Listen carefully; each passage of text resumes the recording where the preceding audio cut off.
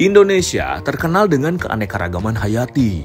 Banyak tumbuhan maupun tanaman yang bisa dijadikan bahan pangan pengganti beras. Salah satunya tanaman jenis umbi-umbian. Di Kabupaten Sumedang, tumbuh subur beraneka macam umbi-umbian. Mulai dari talas, singkong, sampai ubi ungu. Kalau singkong atau ubi jalar sudah biasa. Ada nih tanaman ubi-umbian yang unik dan sudah jarang ditemui. Namanya cariwu. Nu mana ibu pohonnya teh? Tanaman nu mana? Nah, iya, Nu mana? Iya. Oh, nu iya. Oh iya bu. Ya, sok cabut. Langsung cabut, wah itu. Ibu salam si Ade rek nyandak itu milarian ke tempat sanes. Oh, ini yang namanya cariwu teh. Tanaman ini sekilas mirip dengan tanaman talas. Bedanya daun cariwu ini lebih kecil daripada talas. Bentuknya juga sudah beda. Kalau talas mah besar dan bulat. Kalau cariwu mah bentuknya seperti akar yang memanjang. Cariwu merupakan tanaman liar yang biasa ditemukan di hutan maupun di daerah kaki pegunungan. Biasanya cariwu ini tumbuh subur di daerah Kabupaten Sumedang seperti di daerah Ciwindu maupun di Rancakalong. Kang, ini seueur ima euy. Nah, anak negeri, cariu ini biasa tumbuh di hutan dan di tebing seperti ini nih. Daunnya juga berbeda, seperti ini. Ayo Kang, orang cari lagi yuk di tempat lain. Cariwu ini sebenarnya mirip seperti umbi yang ada di daerah Banteng, yang namanya talas beneng, yang merupakan singkatan dari besar dan koneng atau kuning. Cariwu dan talas beneng ini sama-sama tumbuhan liar yang ditemukan di hutan. Jadi belum bisa ditanam di kebun seperti tanaman umbi-umbian pada umumnya. Masyarakat di Rancakalong biasa menyebutnya dengan cariwu, namun di daerah Sumedang lainnya dinamakan cariu. Tepat ya Mas sanes cariu, cariang, cariu mah ieu. Cariu ieu teh. Mohon. Jadi ada dua jenis, Bu. Mohon. Tapi bisa diolah cariang teh. Cariang mah teu tiasa cariu nu tiasa diolah mah. Cariu. Kalau cariang memang tidak bisa dimakan karena mengandung getah dan racun yang berbahaya bagi tubuh. Kalau cariwu atau cariu ini pastinya bisa diolah menjadi makanan khas dari Jawa Barat. Bu Lilis. Iya cariuna. Oh, Tadi di hutan. nya sok adi urang pasak atuh sok. Teh, masak teh.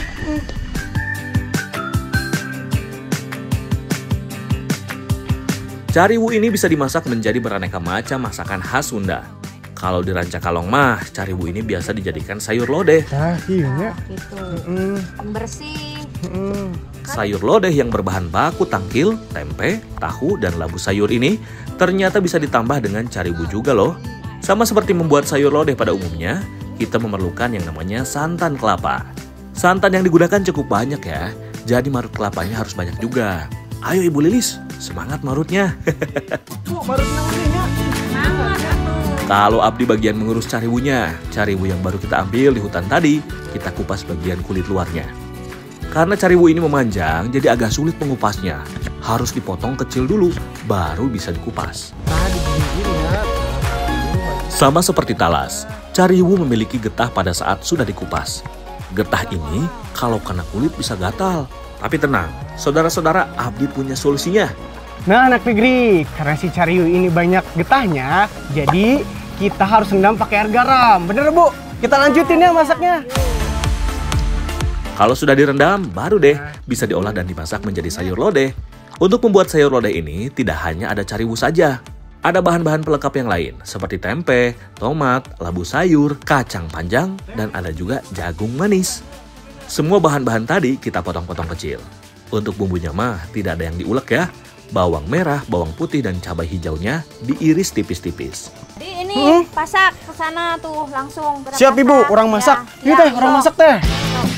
Bu, semuanya. Sok.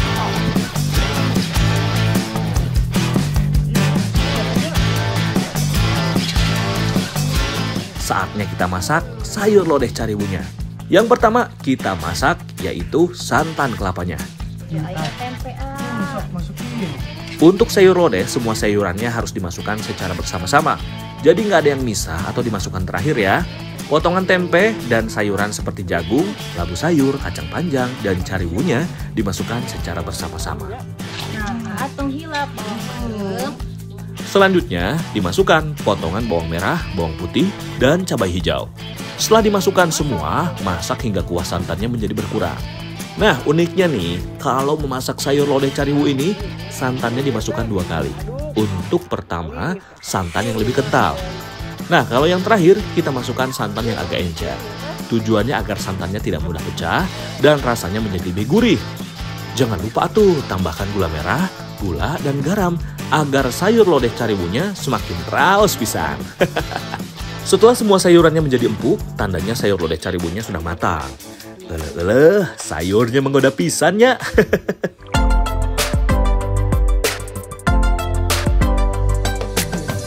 Kurang baginya, Bu. Bentuknya sih seperti sayur lodeh pada umumnya. Kalau soal rasa, langsung saja deh kita cobain. Emang enak banget pisan, Ibu. Pokoknya enak, Bu. Resep Ibu. Nambah, Teteh. Ayo Kang, Ibu, Neng Putri, kita habiskan sayur lodehnya. Wah, ini mah enaknya kebangetan. Rasanya gurih, tapi ada rasa unik dari cariwunya. Anak negeri, cariu di Sumedang biasa dibuat sayur lodeh, tapi juga bisa dibuat sebagai sayur mahinum. Nah, biasa disajikan ketika 40 harian ketika bayi lahir. Bener, Bu? Benar. Kita cobain ya. Kebiasaan masyarakat Sumedang, sayur mahinum yang berbahan baku cariwu ini akan disajikan ketika ada acara-acara penting. Dan biasanya porsinya lebih banyak karena akan dimakan bersama-sama.